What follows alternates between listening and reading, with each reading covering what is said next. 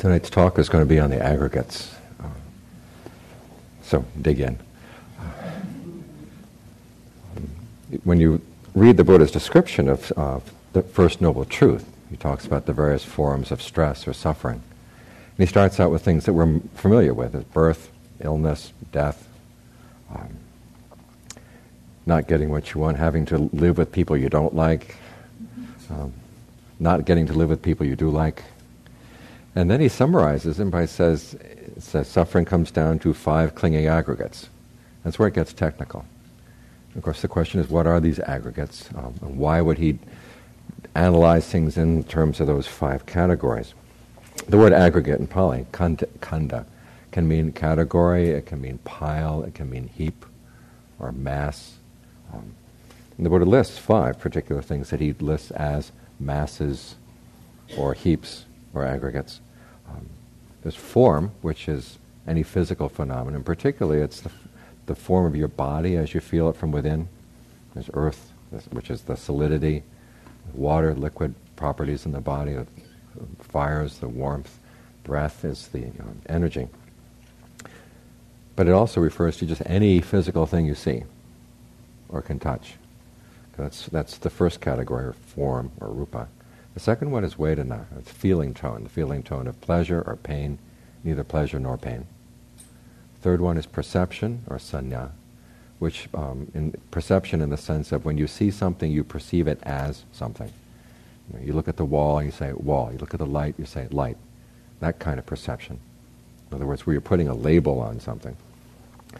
The fourth one is sankhara, which I translate as fabrication. Sometimes you see it translated as formations. It's the intentional part of the mind. It's where you come up with ideas about what you want about something, or take your experience and you put it in a shape that you want to put it in. And then finally there's vijnana, or consciousness, which the Buddha classifies as a kind of activity. It's an active principle. But all of these are activities. He defines form as the process of decaying.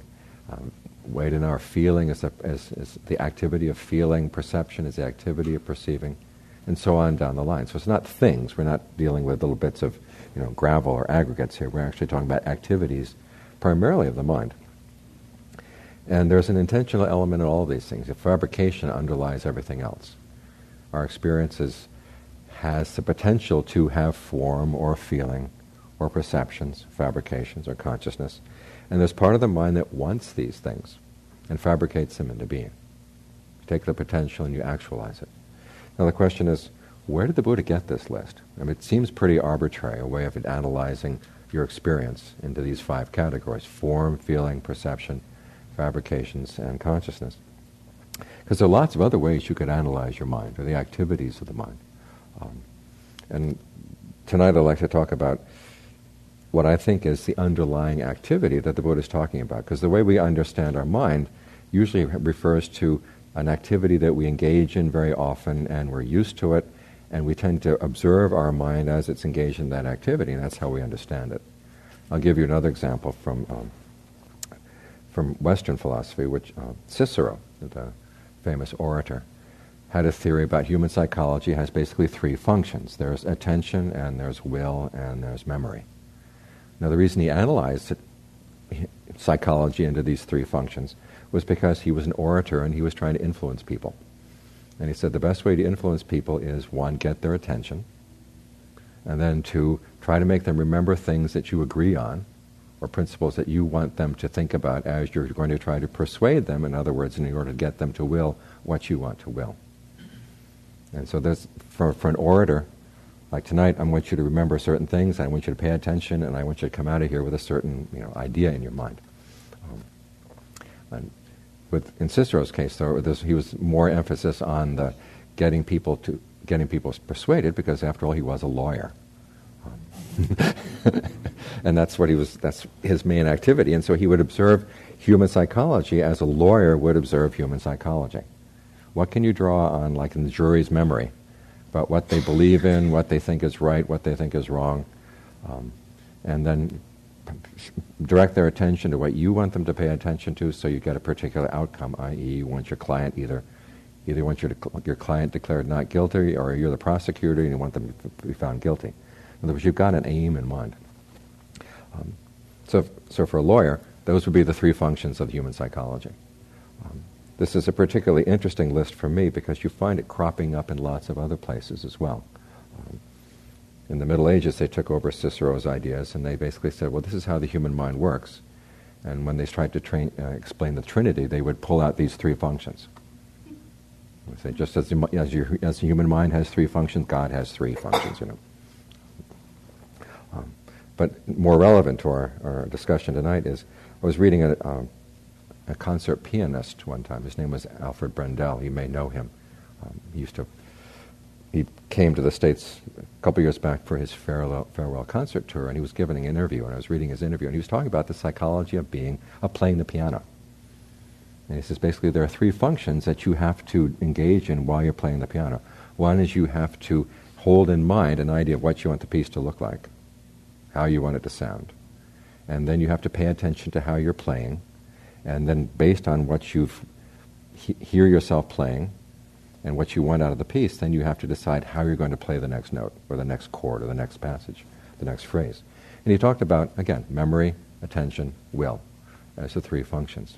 In this case, it has to do with the skill that you develop as you're trying to monitor your playing while you're playing. In other words, this is how you listen to yourself play so that you become a better pianist.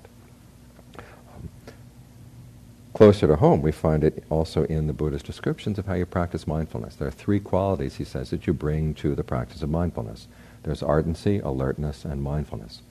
And mindfulness, you may remember, means keeping something in mind. Alertness is when you're paying attention to the present moment, and ardency is when you're actually trying to do something. In this case, you're trying to get the mind to settle down. You're trying to get the mind to stay with the breath. You're trying to get it to do whatever you plan, whatever you want out of it. And I think it's interesting that you can look at the way you meditate in terms of these three qualities: ardency, alertness, mindfulness. Either you are a lawyer trying to persuade yourself to settle down with the breath, and you're giving yourself reasons as to why you want to stay there. You're trying to capture attention. This is something you really want to pay attention to, this breath coming in and going out. And you remember the various things you've learned about why you want to stay with the breath, and also techniques you've learned in the past for how you can stay with the breath. And then you try to do it ardently. In other words, you really try to do it as skillfully as possible so you actually can get the mind to settle down. Or you, instead of looking at your mind as a lawyer while you're meditating, you can look at it as an expert pianist. You're looking at your breath right now. How has it been going? What do you need to change so you can push the meditation in the direction where you want it to go? So those are one way of looking at the mind based on certain activities. If you're a lawyer, you tend to look at human psychology in those three terms. If you're a skilled artist or a skilled pianist or any kind of musician, you also tend to look at the mind in those three terms. So the question is, when the Buddha is talking about the aggregates, what is he looking at? What activity is he sort of analyzing and saying, this is a natural way of seeing how the mind works? And I think the activity he's referring to is the activity of feeding. The image of feeding is really, really basic in the Buddha's teachings. In fact, all of Indian thought up to the Buddha's time was basically on how are you going to feed yourself after death. They believed that in order to live as a being, you have to feed, and the question came, well, if you're going to be reborn, how are you going to feed there? How are you going to provide that food? And there's a lot of analysis you look at the Upanishads and you look at the other literature that developed around them, and there's a lot of concern about how you're going to feed. Because beings have to feed. And how do you ensure that you're going to have a good, long supply of food up there if you go to heaven? Because otherwise you're going to fall back down again. And they had various ideas about what was happening to you. My favorite one is the one that basically their idea was, one of the Upanishads says that heaven is actually in the moon, and the devas are up there feeding on the moon, and you think immediately of the moon as blue cheese, right? And this is why the moon looks so kind of mottled, because devas have been eating it. But your right to feed up there depends on the merit from the sacrifice that the Brahmins did. You can see where this is coming from. And the idea being that if once you ran out of merit, then you had to come back down again. And the question is, how do you come back down from the moon? And they said you come back down as rain. And then as rain, you feed a plant. And then the plant feeds an animal, and then you're going to get reborn as that kind of animal. which means if you're lucky, you get to be eaten by a human being. And then you get to go through the cycle again. But there's a lot of speculation in the Buddhist, prior to the Buddha, about feeding as the primary human activity. And the Buddha picked that up, and he said, this is really a good analogy for what the mind is doing, how we identify ourselves. And we're not only what we eat, we're also how we eat. He talks about the very first question that was asked in novice. There's a series of questions. What is 1? What is 2? What is 3? What is 4? Up to 10. And the most interesting of the group, 3 is the 3 kinds of feeling, 4 is the Four Noble Truths, 5 is the 5 aggregates. The most interesting one, of course, is what is 1. And he's not talking about oneness as a universal principle. He says all beings subsist on food. Everybody has to eat. In fact, that's what it is to be a being. You have to eat. He identifies your identity of yourself as feeding on or latching onto or clinging to these 5 aggregates. That's how you define yourself. Once you've defined yourself, you have to sustain that identity. And you sustain the identity by feeding, not only physically, but also emotionally. We take a lot of emotional feeding from one another. We'll talk about this in a minute. And you stop and think about, well, what do you do when you eat? On the one hand, you've got this body that you identify with, that's your form. And you've also got potential foods out there, all these different things that you could put in your mouth. And you're driven to do this because, on the one hand, there is the feeling of hunger that you have, and also the feeling of pleasure that comes when you satisfy that hunger. So it's the feeling there which is driving this need to feed, or your felt need to feed. Then there's a question of recognizing what you can eat and what you can't eat. This is where sanya, or perception, comes in. Now, the little children, you've seen them, if you've had a child, crawling across the floor and sticking all kinds of dangerous things in their mouths. Okay, and after a while, they have to learn what you can eat, what you can't eat. And this is an important part of growing up as a human being, is recognizing what's food and what's not food. First physically and then also emotionally. The fourth part is fabrication. A lot of food cannot be eaten just as it is. And if you took a raw egg and just stuck it in your mouth whole, you'd gag. Okay? You have to learn that you have to fix your food. You have to fabricate it. You have to fix it in certain ways. You have to cook it. You have to chop it. You have to do all these various things to make it edible, make it enjoyable. And then finally there's consciousness, which is your awareness of all these things that's kind of guiding the process. So those are the 5 aggregates as parts of the process of feeding. And I think it's useful to think of them in this term because it gives you a sort of an intuitive sense of what the Buddha is talking about. You've got the body that needs to be fed, and you also got these things out there that you're going to feed on, the forms. There's the feeling of hunger that's driving you, so you can get the feeling of pleasure that comes when you're full. There's the perception, okay, this is something I can eat, this is something I can't eat. This is edible, this is not edible. If you find something that's not quite ready to go in your mouth, how are you going to fix it? And you start fabricating thoughts about it. And that's not the only fabrication you do around eating. You can start, if you're going out for a meal after this talk tonight, you've probably thought about where you want to go, what kind of food you want, and how good it's going to taste. You're already fabricating. And they say, no, I don't like that, I want to fix with this. And there's a lot of fabrication that goes on in the mind around what you want. You have to identify, so you get back up to the perceptual bit, it's not only identifying what's food out there, but also identifying the need in here. You have a sense, okay, are you thirsty? Are you hungry? Do you want something salty? Do you want something sweet? That's something you have to perceive. You have to be able to label these needs, identify them. Then you fabricate the food in order to meet that felt and perceived need, and then your consciousness is what's basically looking at all of these things. So this is how because as a being our main activity is to feed, this is what the Buddha is talking about when he's talking about the aggregates. We suffer because we cling to the aggregates. Not only do we use them to feed, we also feed off of them. Like as I gave you the case just now with the fabrication, thinking about the meal. You can think about a meal for several hours. You cannot eat the meal for several hours. The same thing with a lot of the other sensual pleasures that we go for. Sometimes they're really quick. But you can figure out all kinds of ways of elaborating it in your mind beforehand, and then, of course, reviewing it afterwards. There's a lot of activity defining ourselves around this. We really latch on to this kind of activity the Buddha said we cling to these aggregates. The word for clinging actually is another word for feeding. And he talks about that. He uses analogies not only for the way we feed on physical food, but also the way a seed feeds on soil to gain its nutrients from the soil, pulls its nutrients out of the soil so it can create a plant. And then also the way a fire feeds on fuel. These are some of the sort of the governing images in the Buddha's teaching. And I think it's useful to think about the various ways we feed emotionally as well, not just on physical food. You might take the same analysis and think about a relationship. Parents feed on their children, children feed on their parents. Starts out, of course, literally. The child is feeding on the mother when the child is in her womb, and then continues feeding off of her milk. But it continues. There's the sense, okay, you recognize your parents. These are the people. This is what they look like. These are the ones I can run to for safety. These are the ones I can run to for protection. These are the ones that are going to feed me, give me nourishment, emotionally and physically. And then, of course, there's the feeling the child has when the parents are far away, and then this feeling when they're with the parents, the felt lack when the parents are gone, the felt pleasure when the parents are there. Recognizing the parents, recognizing what the parents can do for you, and then manipulating the parents. This is the fabrication part. It starts with crying, and then it gets more subtle.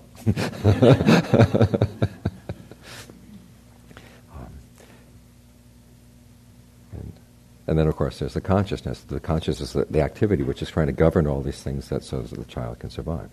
You can look at the way the parents feed off the children the same way. You recognize the children. Children have this way of looking really cute, so you allow them to feed off you. You recognize them, of course, as your child, and you're extremely attached to the child's appearance, the feelings you have around the child, the recognition you have of what the child has done for you, what you think the child can do for you in the future. Of course, the way you manipulate the child as well. All this, there's kind of an emotional feeding that goes on.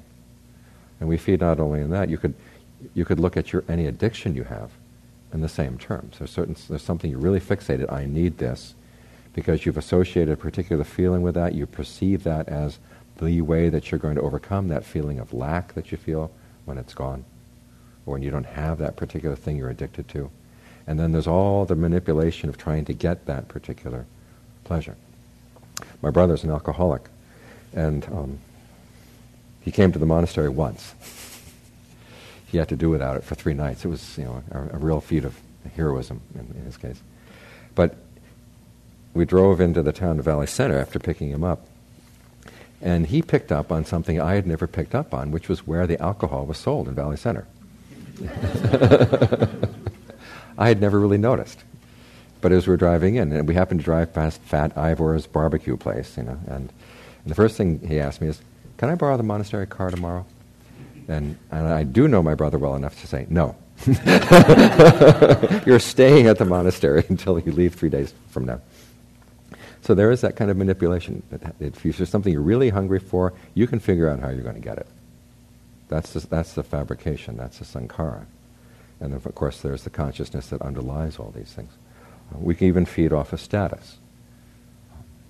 There was a commercial I saw a while back, I think it was called the BMW effect, where this guy wearing a suit is coming out in the parking lot and he sees his BMW and a shiver goes through him, just at the glance, just looking at the car, not even getting into it yet, just looking at it. And you know what, of course, it symbolizes, I can afford a BMW. Whether you really need a BMW or not, that's another question, but it's the form, the feeling, the perception, the fabrication that goes around it. This is what the Buddha is talking about when he talks about how we identify, and how we cling to these activities. He says, but there's also suffering, because feeding inherently entails suffering. There's always that sense of lack, and even when you fill up the lack for a time being, it's never permanent. There's always going to be something lacking. It's going to come back again, and so you have to be constantly worried about where's the next meal coming from, physically, emotionally, whatever. I like to camp, and one of the restrictions on you as a camper is how much food you can carry. And you think about what it would be like if you could camp without having to eat. You'd be a lot freer. The fact that we have to feed places a huge burden on us. I mean, most of your jobs, I'm sure, if you didn't have to eat, You wouldn't put up with that crap. But the fact that you need to feed on these things, and with the various things that you define as the things that you need to feed, or how you need to feed, that's what keeps you punching in the time clock. And so there's a lot of suffering that goes into this need to feed. And this is what the Buddha is talking about. When he talks about the 5 aggregates are suffering, they're stressful.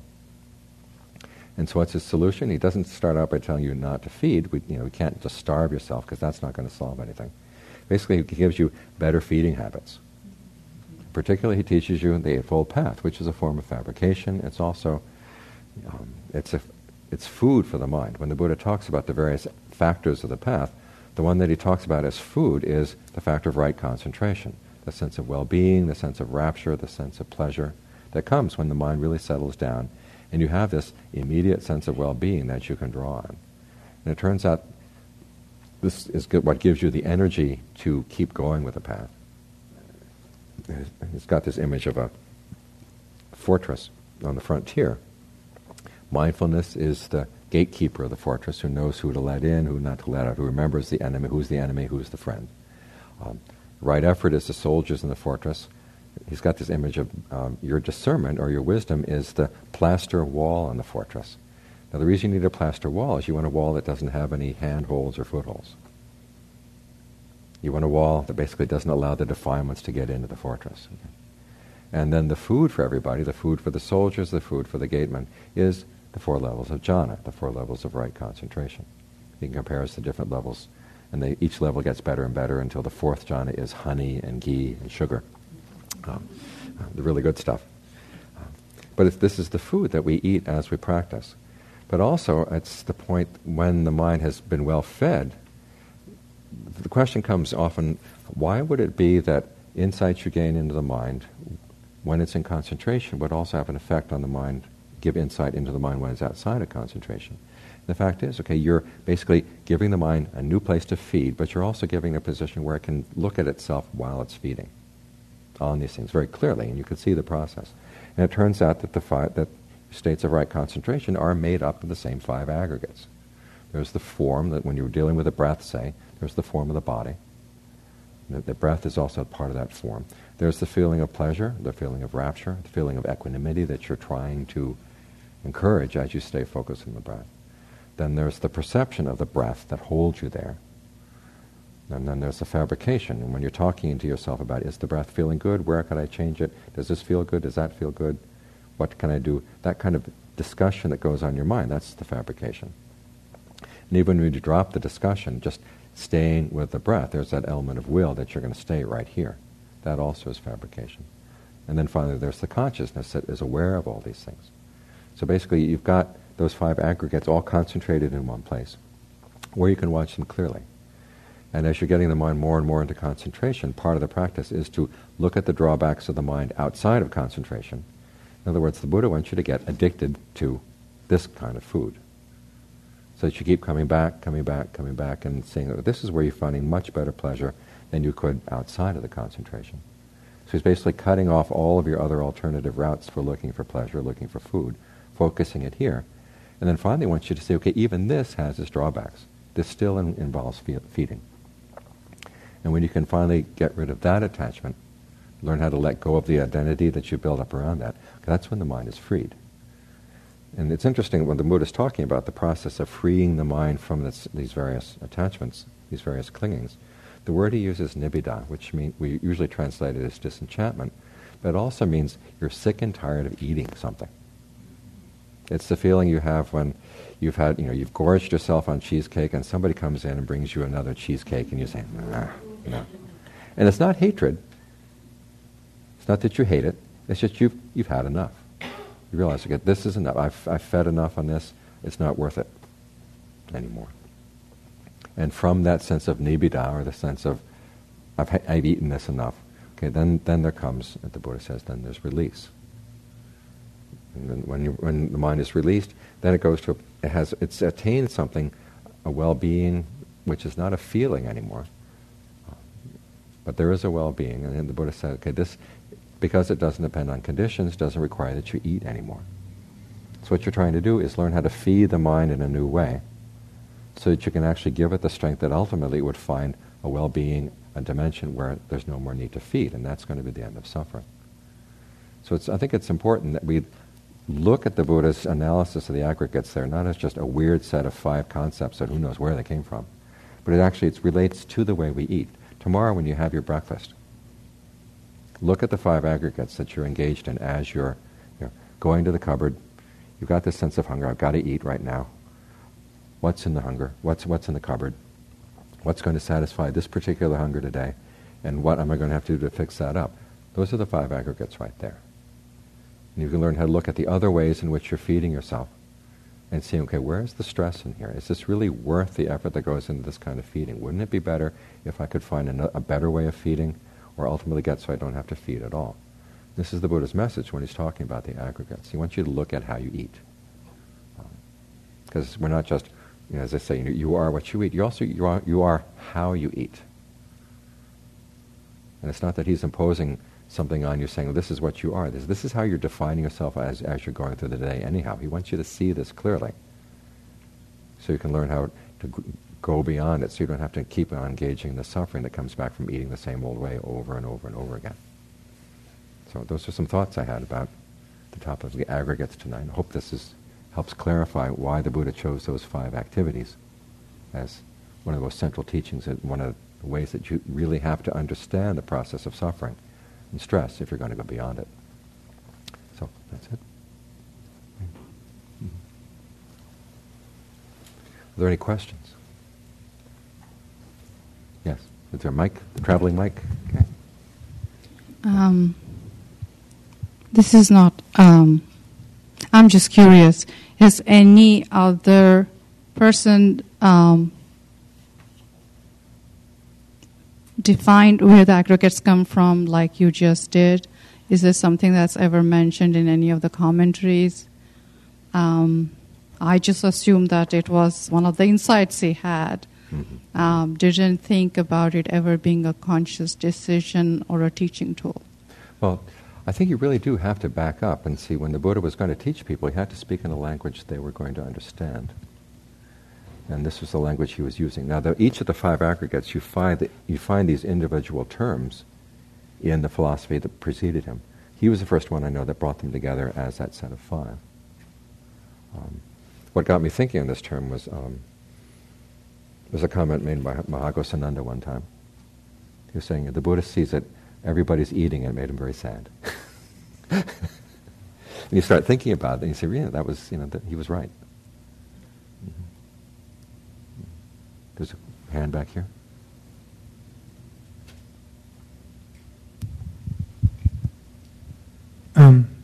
I was particularly struck by, I guess I've spent a fair amount of time recently studying the Diamond approach, which is very grounded in kind of developmental psychology and very early childhood experiences for how we form, and it resonates a lot with what I've encountered in my practice. And I was fascinated to hear this connecting kind of Buddhist psychology with that model, and I felt very excited. I was like, wow, that's wonderful. Is there more? Do you have more thoughts or pointers on where this could be explored? There's a book called Paradox of Becoming, where it talks a little bit about where we pick up some of our ideas about who we are and how we identify. The topic of feeding is in a book called Shape of Suffering. There's a whole chapter on that topic. As for child development, I keep throwing it out here and there in my writings, and I haven't kept an index of where you can find them. We go on to Access to Insight and write child, just put child in the search box and see what comes up. Thank you.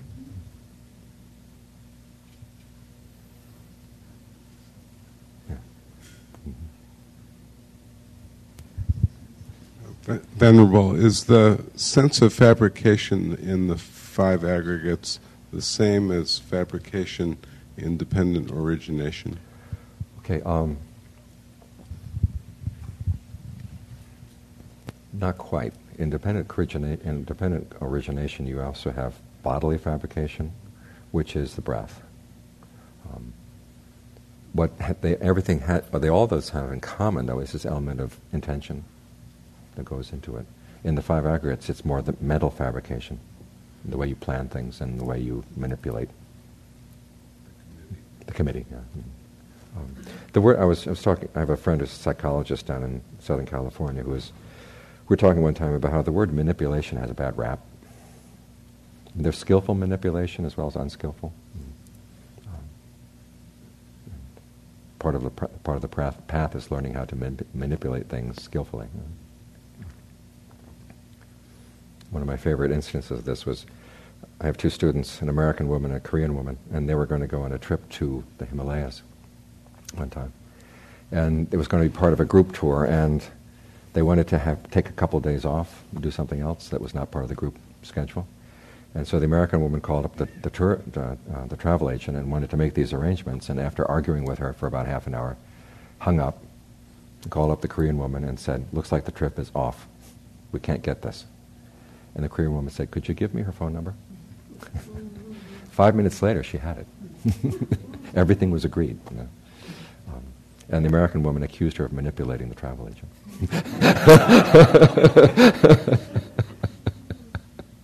So,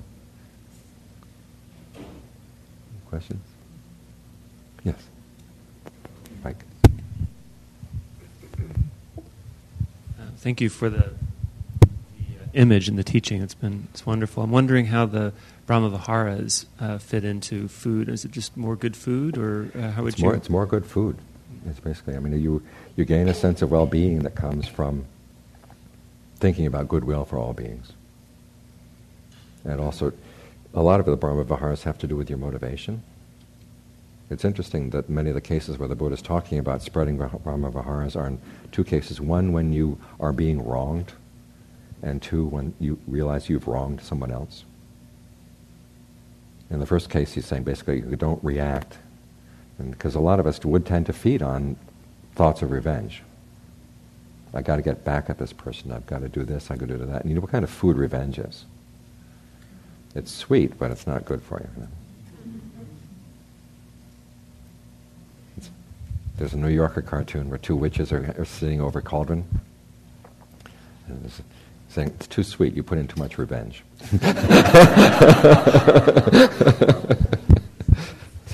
So the Buddha is saying it's basically better for you to feed off of goodwill. I don't want to harm you, and so that you're not going to retaliate, and you find an alternative way of feeding. You say, okay, the fact that I'm not retaliating is not a sign of weakness; it's a sign of my strength, and that gives you the strength to not harm in return. The same when you realize you've harmed other beings. It's so easy to try to deny that because you don't like to think that thought that you've been harmful. And the Buddha is saying it's much healthier to admit the harm, but then resolve, I'm not going to do that again. And then you spread goodwill to everybody, including yourself. So that gives you something better to feed on. So.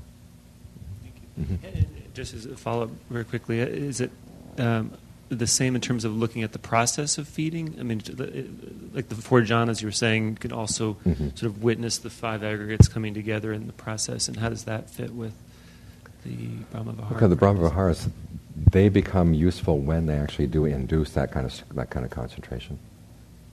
And then you look, okay, you've got the fabrication, which, thoughts of goodwill are a kind of fabrication. And then you recognize all beings as, objects of your goodwill. There's the perception. And you could go down through and analyze the aggregates in that act as well. But particularly when you get the mind concentrated, the state of the concentrated mind is where you're actually going to see the aggregates most clearly in action. I had a question. In the beginning of the talk, I thought I heard you say something about that form is the process of decay. That's the Buddhist definition. It's a pun in Pali. The word form is rupa and decay is rupati. So I think he's playing with words there. But form does decay. That's how we recognize it. I'd never heard that before. Yeah.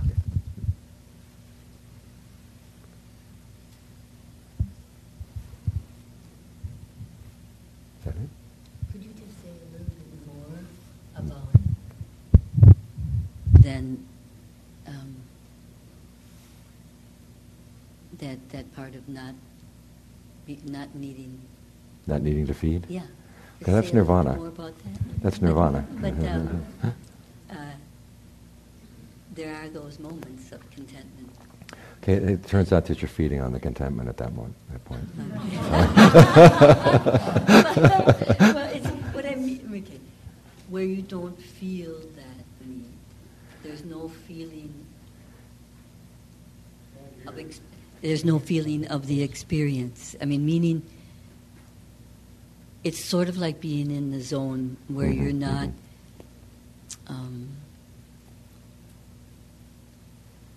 There are those moments where you're observing not any of that. Okay, the thing is, we sense the act of feeding most vividly when it's difficult, and not when it's easy. I mean, this is the challenge of trying to observe the mind in concentration, because the feeding is very, it's pretty immediate. It's very easy at that point.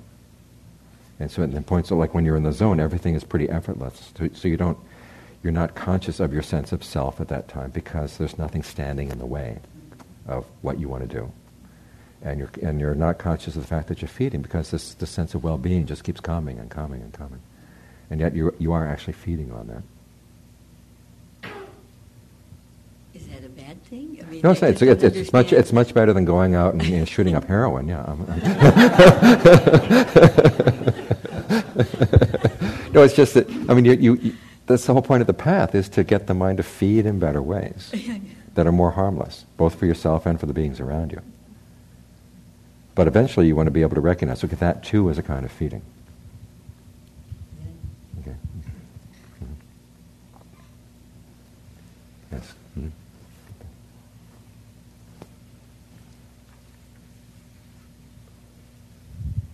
Thank you. Mm-hmm. You made a distinction of originations.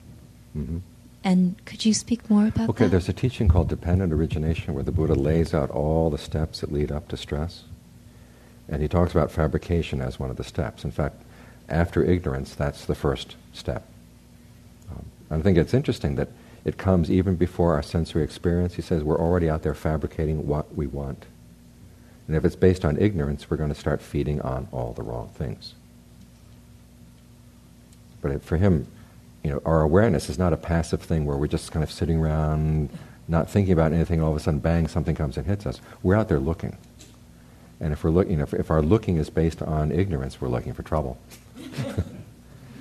So when the Buddha's talking about fabrication there, he says it's, in that sense, he's talking about not only your mental fabrication, but he's also talking about physical fabrication. Even the way you breathe can become a cause of suffering if you do it with ignorance.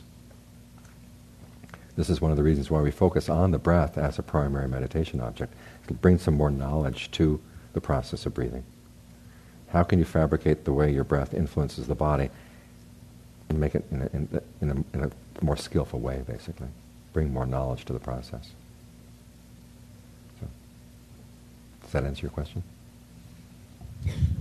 Not really, but it's great. Okay, well, give the question again. See what.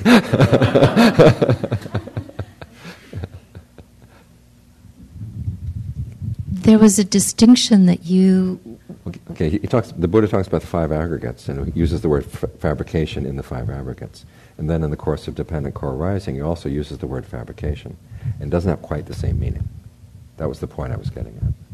And it was the difference in the meaning that I was trying to understand. Right. In the 5 aggregates, it's purely mental, and in the dependent co-origination, it is physical and mental at the same time.